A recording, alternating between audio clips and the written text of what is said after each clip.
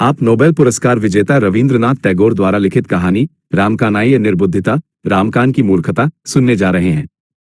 जो लोग कहते हैं कि गुरुचरण की मृत्यु के समय उनका दूसरा परिवार अंदर बैठा ताश खेल रहा था, वे दुनिया की निंदा करने वाले लोग हैं। वे तिल का ताड़ बना देते हैं। असल में गृहिणी तब एक पैर पर बैठी, दूसरे पैर के घुटने को ठुड्डी तक उठाए, कच्चे इमली, कच्ची मिर्च और झींगा मछली की झाल चचड़ी के साथ बड़े चाव से बासी चावल, पंत भात खा रही थी। बाहर से जब बुलावा आया तो चबाए हुए डंठलों का ढेर और खाली बर्तन छोड़कर वे गंभीर चेहरे के साथ बोली, दो निवाले मुंह में डालने का भी समय नहीं मिलता। इधर जब डॉक्टर जवाब दे गया तब गुरुचरण के भाई रामकान ने रोगी के पास बैठकर धीरे से कहा, दादा, यदि तुम्हारी वसीयत उईल करने की इच्छा है तो बताओ। गुरुचरण ने क्षीण स्वर में कहा, मैं कहता हूं, तुम लिख लो। रामकान कागज कलम लेकर तैयार हो गए। गुरुचरण बोले, मेरी सारी चल और अचल संपत्ति मैं अपनी धर्मपत्नी श्रीमती बरदासुंदरी को दान करता हूं। रामकान ने लिखा, लेकिन लिखते समय उनकी कलम चल नहीं रही थी। उन्हें बड़ी आशा थी कि उनका इकलौता पुत्र नवद्वीप अपने निपुत्रकताओं की सारी संपत्ति का उत्तराधिकारी बनेगा। हालांकि दोनों भाई अलग रहते थे, फिर भी इसी उम्मीद में नवद्वीप की मां ने नवद्वीप को कहीं नौकरी नहीं करने दी थी और जल्दी ही उसका विवाह कर दिया था। फिर भी रामकान ने लिखा और हस्ताक्षर करने के लिए कलम दादा के हाथ में दे दी। गुरुचरण ने निर्जीव हाथों से जो हस्ताक्षर किए वे कुछ कांपती हुई टेढ़ी मेढ़ी रेखाएं थी, जिन्हें उनका नाम समझना मुश्किल था। खाना खाकर जब पत्नी आई और गुरुचरण को वाकीन देखा तो वे रोने लगी। वसीयत की बात सुनकर नवद्वीप की मां दौड़कर आई और बड़ा हंगामा खड़ा कर दिया। बोली, मरते समय बुद्धि भ्रष्ट हो जाती है, ऐसा सोने जैसा भतीजा रहते हुए। रामकान अपनी पत्नी का बहुत सम्मान करते थे, इतना कि उसे दूसरे शब्दों में डर कहा जा सकता था, पर वे रह नहीं पाए। दौड़कर आए और बोले, मझली बहू, तुम्हारी बुद्धि भ्रष्ट होने का समय तो अभी नहीं आया है, फिर तुम्हारा ऐसा व्यवहार क्यों? दादा चले गए, अब मैं तो रह गया हूं।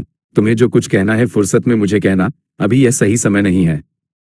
नवद्वीप को जब खबर मिली और वह आया तब तक उसके ताऊ का देहांत हो चुका था। नवद्वीप ने मृत व्यक्ति को धमकाते हुए कहा, देखूंगा मुखाग्नि कौन करता है, और यदि मैं श्राद्ध कर्म करूं तो मेरा नाम नवद्वीप नहीं। गुरुचरण कुछ भी नहीं मानता था। वो डफ साहब का छात्र था। जीवित अवस्था में जिसका ये हाल था, वह मृत्यु के तुरंत बाद पिंड न मिलने की आशंका से विचलित होगा, इसकी संभावना नहीं थी। इसके अलावा प्रतिशोध का और कोई रास्ता नहीं था। नवद्वीप को एक सांत्वना मिली कि वह व्यक्ति परलोक जाकर मरता रहेगा। रामकान ने बरदासुंदरी के पास जाकर कहा, भाभी, दादा आपको ही सारी संपत्ति दे गए हैं। यह उनकी वसीयत है, इसे लोहे की तिजोरी में सावधानी से रख देना। विधवा तब ऊंचे स्वर में विलाप कर रही थी। बीच में इस कागज के टुकड़े के आने से विलाप की लय भंग हो गई। मामला कुछ इस तरह असंगत हो गया। ओगो, मेरा क्या सर्वनाश हो गया गो। अच्छा देवर जी, ये लिखावट किसकी है? तुम्हारी है क्या? ओगो, वैसी देखभाल मेरी अब और कौन करेगा? तुम लोग जरा रुको, इतना चिल्लाओ मत, मुझे बात सुनने दो। ओगो, मैं पहले क्यों नहीं चली गई? रामकान ने मन ही मन आ भरते हुए कहा, यह हमारे भाग्य का दोष है। घर लौटकर नवद्वीप की मां रामकान पर बरस पड़ी। रामकान काफी देर तक सब सहन करते रहे और अंत में कातर स्वर में बोले, मेरा क्या अपराध है? मैं तो दादा नहीं हूं।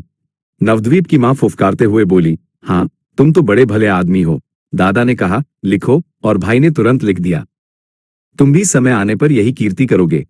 मेरे मरते ही पता नहीं किस डायन को घर ले आओगे। रामकान जानते थे कि यदि वे इन काल्पनिक आशंकाओं का थोड़ा भी विरोध करेंगे तो परिणाम उल्टा होगा।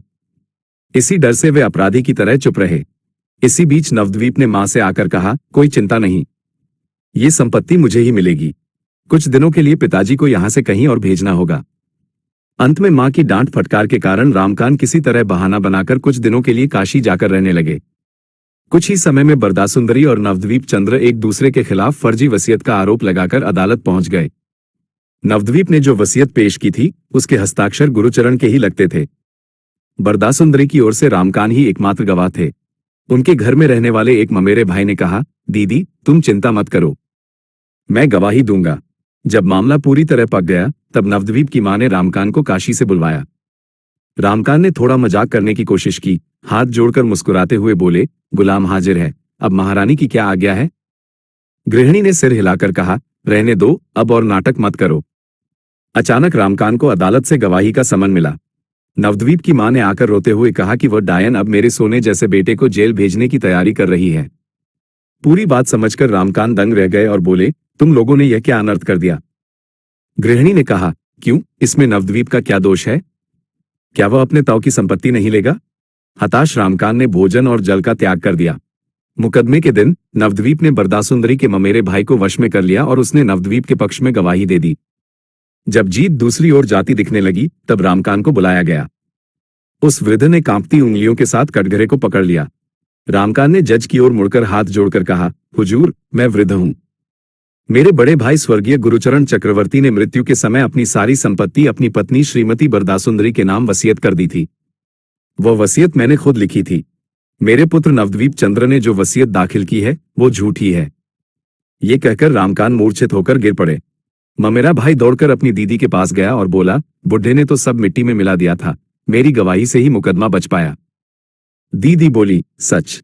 मैं तो उस बुढ़े को भला आदमी समझती थी। जेल में बंद नवद्वीप के मित्रों ने उसे आस्त, निर्बोध, महामूर्ख कहा। घर लौटने पर रामकान को तेज बुखार हो गया। प्रलाप में अपने पुत्र का नाम लेते लेते ये निर्बोध, सर्वकर्मणकारी पिता इस दुनिया से चला गया। कुछ रिश्तेदारों ने कहा, यदि कुछ समय पहले ही चला गया होता तो अच्छा होता।